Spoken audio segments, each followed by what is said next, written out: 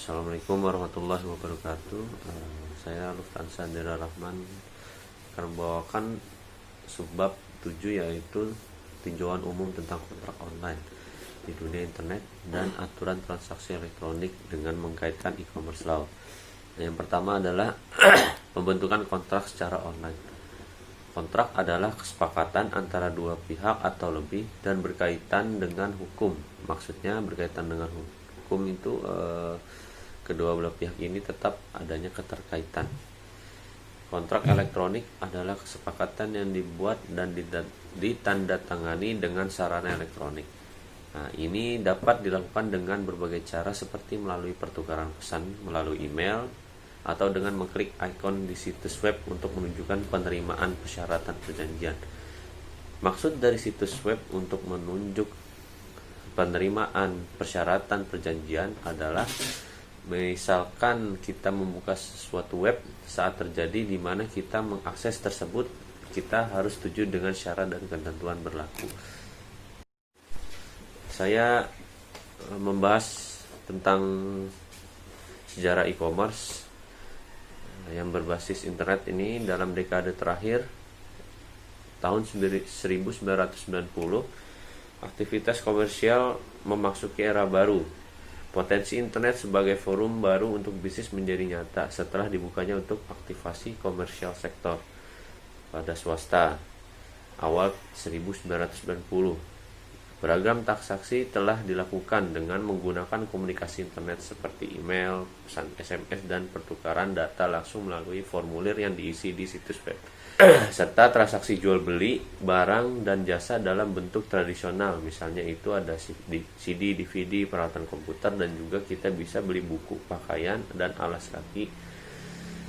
Dari transaksi sederhana untuk pembelian barang dan jasa elektronik niaga telah berkembang jika mencakup pusat perdagangan industri dan sektor serta sistem pengadaan yang kompleks untuk mendorong pertumbuhan e-commerce yang berkelanjutan. Penekanan telah ditetapkan pada pastikan bahwa transaksi online diperlukan secara fungsional, dengan transaksi yang berbasis kertas, sehingga transaksi memiliki efek yang sama terlepas dari apakah itu dilakukan di situs web internet dan atau di lingkungan fisik. Yang baru-baru ini diperhatikan dan difokuskan pada penggunaan komunikasi elektronik dalam kontrak internasional dan klarifikasi pengoperasian prinsip-prinsip hukum kontrak tradisional di lingkungan online. Dan yang memberlakukan elektronik kontrak adalah Amerika Serikat yang wilayahnya telah memberlakukan electronic transaction, yang menghilangkan hambatan hukum untuk penggunaan komunikasi elektronik dalam transaksi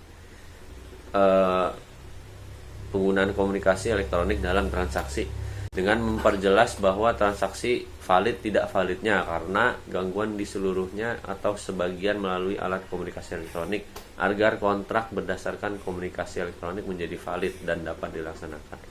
Itu ada persyaratannya yang bisa untuk membentuk sebuah kontrak agar kontrak yang dapat diberlakukan dapat dibentuk, yaitu pertama adanya penawaran dibuat oleh satu pihak, yaitu pihak pemberi penawaran kepada orang atau beberapa orang lain sebagai penerima penawaran. Penawaran diterima dengan tegas dan tanpa syarat oleh penerima penawar, dan penerima penawaran dikomunikasikan kepada pihak pemberi penawar.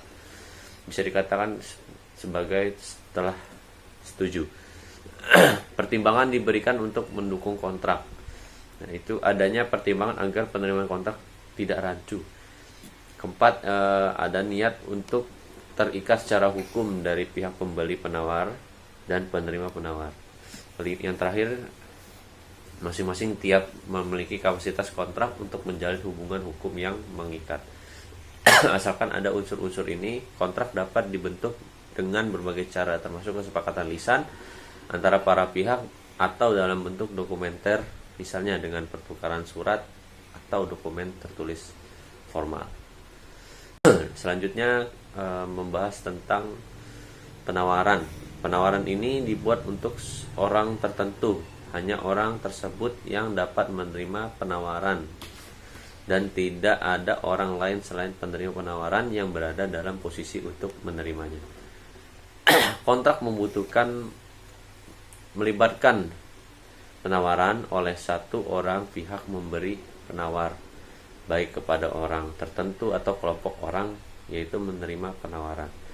Biasanya ada sebuah tanggapan pelanggan dengan mengisi sebuah formulir online dengan mengklik tombol kirim ya saya setuju. Itu bukanlah merupakan penerimaan tawaran. Tawaran itu adalah sebuah iklan barang atau jasa di situs web oleh pedagang online beroperasi sebagai undangan untuk memberlakukan sebagai penawar dan yang mampu diterima oleh pengunjung situs web. Jadi penawaran ini contohnya misalkan kita menonton sebuah situs dan di situ ada iklannya di sebuah penawaran tersebut. Nah, itu adalah beberapa tinjauan umum tentang kontrak online.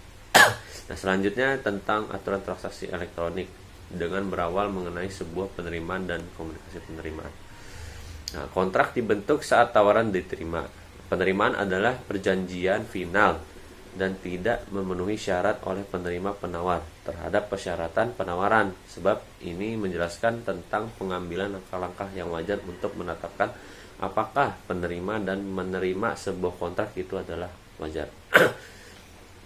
Kapan suatu tawaran diterima adalah penting karena dua alasan. Penerima bahwa kontrak yang mengikat secara hukum dibentuk dan tempat penerimaan menentukan yurisdiksi di mana kontrak tersebut muncul. Tetapi ketidakpastian muncul di lingkungan internet mengenai titik di mana penerimaan oleh penerima penawaran secara efektif dikomunikasikan kepada pemberi penawar. Khususnya jika kesepakatan prakontrak antara pihak melibatkan penggunaan komunikasi elektronik, apakah penerimaan terjadi dan merupakan kontrak. Nah, secara umum jika alat komunikasi instan digunakan seperti telepon, telex, atau fax mili, kontrak dibuat pada waktu dan tempat penerimaan dikomunikasikan kepada pihak pemberi penawar. Nah, ada kasus dalam Brighton versus Starhart bahasa Jerman, terus Starhart, kasus yang melibatkan serangkaian komunikasi telex antara pihak-pihak yang berada di yurisdiksi yang berbeda. Agar penerimaan menjadi efektif, komunikasi harus diterima oleh pihak pemberi penawar.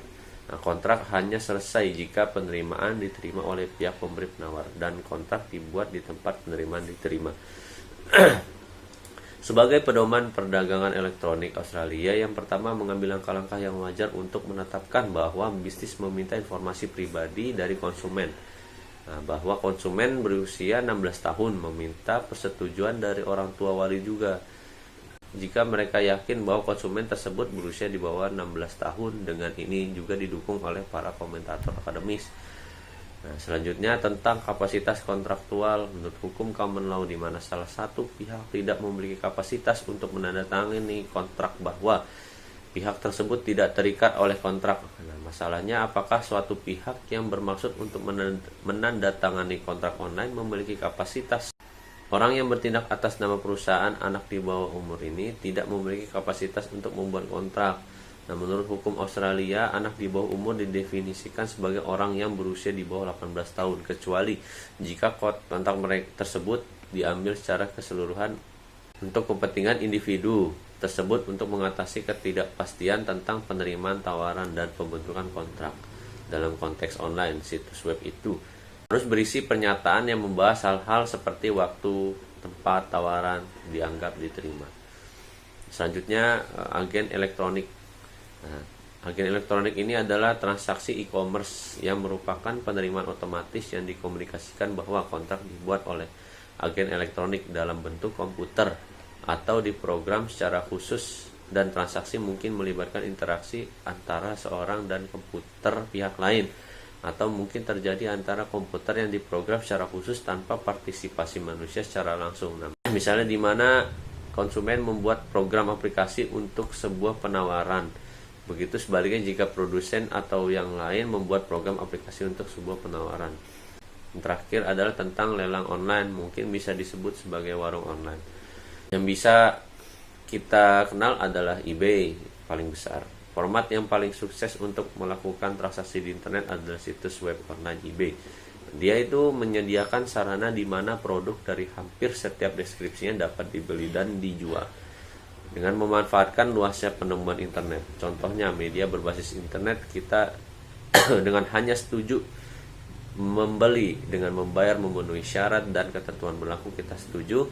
Untuk segala hal itu bisa disebut sebagai kontrak online. Dua hal yang selalu diutamakan dalam perdagangan, akses dan kepastian, dicapai melalui kombinasi teknologi internet dan penerimaan calon pembeli dan penjual tentang persyaratan penggunaan situs tertentu dan fasilitasnya. Sekian presentasi dari saya. Wassalamualaikum warahmatullahi wabarakatuh.